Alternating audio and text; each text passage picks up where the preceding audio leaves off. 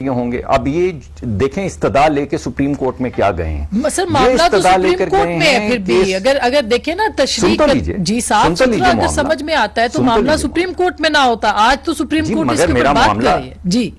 جی آپ بجائے ارشاد فرما رہی ہیں تو ذرا میرا مدعا سامنے تو عوام کو تو پتا چلے کہ یہ سپریم کورٹ میں کیا لے کر گئے ہیں. سپریم کورٹ میں یہ لے کر یہ گئے ہیں کہ بھائی یہ جو غیر ضروری ہے یہ سینٹ، یہ کوئی آئینی الیکشن تھوڑی ہے. ارے بھائی اگر آئینی الیکشن نہیں تو اس کو بند کر دیں نا، تالا ڈال دیں. آپ ایل ایف او لے آئیں. اس سے پہلے بھی پرویز مشرف صاحب یہ کام کر چکے ہیں، تو آپ بالکل وہی کام کر رہے ہیں. اگر آپ کی وہاں نہ بن پائے سپریم کورٹ میں تو آپ ایک آرڈیننس لے آئیں. اگر آرڈیننس میں نہ بن پائے تو آپ دھونس دھاندلی سے پاس کروانے کی کوشش کریں. ایک آئینی ترمیم کو ایک قانونی بل کی شکل دے کر پاس کروانے کی کوشش کریں. آپ سوچیں کہ آپ کیا کرنا چاہ رہے ہیں. اچھا فاروق آپ کیا کرنا چاہ رہے ہیں؟ مصدق صاحب کا سوال آپ تک پہنچاتے ہیں. کمیٹی میں بھیجیں. ٹھیک سر، ٹھیک سر، بالکل آپ کی بات سمجھ میں آ گئی کہ ایک طریقہ کار ہوتا ہے وہ نہیں فالو کیا گیا. کیوں فاروق صاحب نہیں کیا گیا؟ کل وزیر اعظم کہتے ہیں میں نے ویڈیو نہیں دیکھی، آج وہ کہتے ہیں کہ میں نے دیکھی، 2018 میں کہتے ہیں کہ میں نے دیکھی. آخر اس ویڈیو کو دیکھنے کے بعد وہ کون لوگ تھے جنہوں نے ان کی پارٹی کے لوگ تھے، انہوں نے ان کو ویڈیو دینے سے انکار کر دیا؟ اور یہ سب چیزیں اب کیوں منظر عام پر آ رہی ہیں؟ دیکھیں بات یہ ہے آسما، جو سب سے بڑی براڈر کینوس ہے اس کو سمجھنے کی ضرورت ہے. یہ اتنی بری طرح ایکسپوز ہوئے ہیں کہ ان کے پاس سوائے اب آئیں بائیں شائیں کہ کوئی آرگومنٹ ہی نہیں ہے.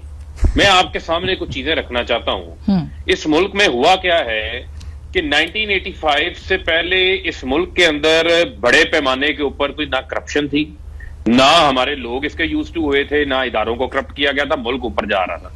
جب ان کے روحانی قائد مرحوم ضیاء الحق شہید صاحب نے میاں نواز شریف صاحب کو ٹیسٹ ٹیوب لیڈر کے طور کے اوپر نافذ کیا اس ملک کے اندر، تو یہ پیسہ لے کر آئے. لوگوں کو انہوں نے پیسے کے ذریعے ان کے ضمیر خریدنا شروع کیے.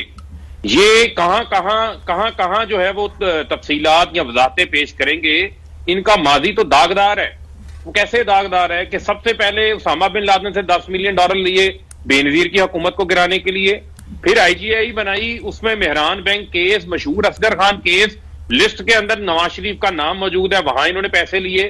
پھر انہوں نے لوگوں کو خریدنے کے لیے چھانگا مانگا کی منڈی لگائی، MNAs MPs کے اوپر پیسے چلائے، کوئٹہ بینچ کے اوپر بریف کیس چلائے. اب آ جائیں آپ اس کے اوپر. یہ کہتے ہیں کہ جناب بڑی بحث ہونی چاہیے، بڑی ڈیبیٹ ہونی چاہیے. پتہ نہیں اس وقت فرشتے آ کے 2006 میں سی او ڈی کا آرٹیکل 23 ڈال گئے تھے، یا اس وقت ان کی آنکھیں بند کی ہوئی تھی کسی نے، اس وقت ان کو نظر نہیں آ رہا تھا، سمجھ نہیں آیا. بڑی سوچ سمجھ کے سی او ڈی ان کے رہنماؤں نے بنایا تھا. لندن کے اندر بڑی بڑی تقریبات ہوئی تھی، بڑی مٹھائیاں کھلائی گئی تھی، ڈھول بانٹے گئے تھے. اس میں لکھا ہوا ہے کہ اوپن اینڈ ٹریسیبل بیلٹ سے انتخابات ہوں گے، کرپشن ہارس ٹریڈنگ کو روکنے کے لیے، ٹرانسپیرنٹ بنانے کے لیے. اب آ جائیں آپ 2009 میں اس کی تردید نہیں کرے. وہ کہہ رہے ٹائمنگ کیوں یہ منتخب کی گئی، واش پاچ کیوں کیا گیا اس کو. ایک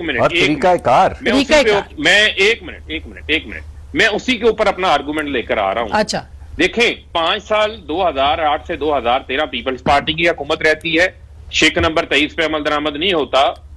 2013 سے 18 نون لیگ کی حکومت رہتی ہے، شک نمبر 23 پہ عمل درآمد نہیں ہوتا. اب آپ آ جائیں. لیکن 18ویں ترمیم میں جب 73 کا آئین بنایا تو انہوں نے بڑا سوچ سمجھ کے یہ وضاحتیں دیتے ہیں کہ آئین بنا تھا، اس میں ڈالا تھا کہ 2 بار وزیر اعظم بن سکتا ہے اس ملک کا. جس نے 2 بار تیر نہیں چلایا، تیسری بار کیا تیر چلا لے گا. لیکن میاں نواز شریف کو تیسری بار وزیر اعظم بننا تھا. اس کی شخصیت کو سامنے رکھتے ہوئے آئین میں ترمیم ہو گئی. اب یہاں پر جب ترمیم کی باری آتی ہے تو بھائی میرے سینٹ الیکشن کمیشن کی ایک اصلاحاتی کمیٹی بنی تھی 2009 میں، اس نے بھی یوسف رضا گیلانی کو یہی تجویز ٹھیک ہے. وہ آپ کی بات درست، چلے وہ اس پہ وہ تو بہت لمبی ہو جائے گی. فاروق ابھی تو یہ بتائیے کہ پرائم منسٹر نے ویڈیو دیکھی یا نہیں دیکھی. کنکلوڈ کر رہا ہوں. ایک منٹ مجھے، میں ویڈیو پہ آؤں گا لیکن مجھے اس پہ بات کرنا ہے. یہ بڑا امپورٹنٹ ہے. امپورٹنٹ اس وجہ سے ہے کہ یہ کرپشن کی طرف دھکیلا ہے. ایک منٹ نہیں نا، 2 لوگوں نے بات کی، مجھے ذرا بات کرنے دیں پلیز. دیکھیں اس میں امپورٹنٹ کیا ہے. 2015 میں 22ویں ترمیم کے موقع پر نواز شریف کہتے ہیں کہ اوپن اینڈ ٹریسیبل بیلٹ سے کریں. عمران خان کی اس وقت پریس کانفرنس موجود ہے، انہوں نے اس کو ویلکم کیا تھا اور کہا تھا کہ نون لیگ یہ پہلا اچھا کام کرنے جا رہی ہے, ہم اس کی سپورٹ کریں گے. ٹھیک ہے, حالانکہ اس وقت ہم 2014 کا وہ کہہ رہے ہیں کہ یہ ابھی بالکل ٹھیک کام ہے, یہ صحیح ہے, طریقہ کار غلط ہے. وہ یہ کہہ رہے ہیں کہ آئینی کمیٹی بنائے, پارلیمانی کمیٹی بنائے, پارلیمان کے اندر لے کے آئے, کنسنسس پیدا کرے, وہ یہ کہہ رہے ہیں. نہیں بھائی نہیں, وہ کہہ تو رہے ہیں نہیں, آپ سن ہی نہیں رہی ہیں ان کی بات. ایک منٹ سب سن لیں نا, سن لیں مصدق صاحب سن لیں. میں آپ کا ہی کٹھا چٹھا آپ کے سامنے رکھ رہا ہوں, سنتا جا, شرماتا جا, سنتے جائیں ذرا. 2019 میں ایسا اقبال کہتے ہیں ہمارے ساتھ سینٹ کے چیئرمین کے الیکشن میں بہت برا ہوا, ہم نے فیصلہ کر لیا, اپوزیشن نے اوپن اینڈ ٹریسیبل بیلٹ کی ہم ترمیم موو کرنے لگے. یہ اچھا, ایک سیکنڈ فاروق, ایک سیکنڈ اس پہ ذرا بتائیے, یہ تحریک عدم اعتماد جو تھی چیئرمین سے ان ویڈیوز میں ان سوالات پہ بہت بات ہو چکی ہے. ایک منٹ پلیز, ایک منٹ, مجھے بالکل اپنا آرگومنٹ مکمل کرنا. ویڈیو پہ بات نہیں ہو سکتی آج میڈم, ویڈیو پہ بات نہیں ہو سکتی آج, آپ کیا کر رہی ہیں؟ ویڈیو پہ بھی آ رہا ہوں, ایک منٹ سر, ایک منٹ رک گئے, ویڈیو پہ بھی آ رہا ہوں.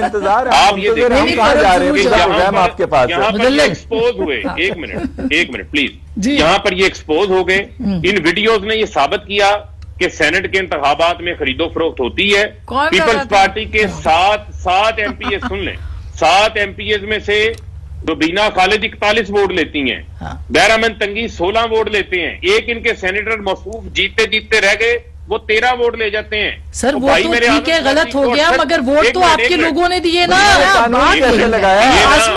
ہماری طرف سے یہ تو پوچھیں کہ وزیر قانون ویڈیو دیکھنے کے بعد کیسے لگایا. وزیر کافی زیادہ اپنا ٹائم لیے اور لینا چاہیے, یہی حالات ہے. سارا دے مگر یہ تو سارا ٹائم آسمان, یہی حالات ہے.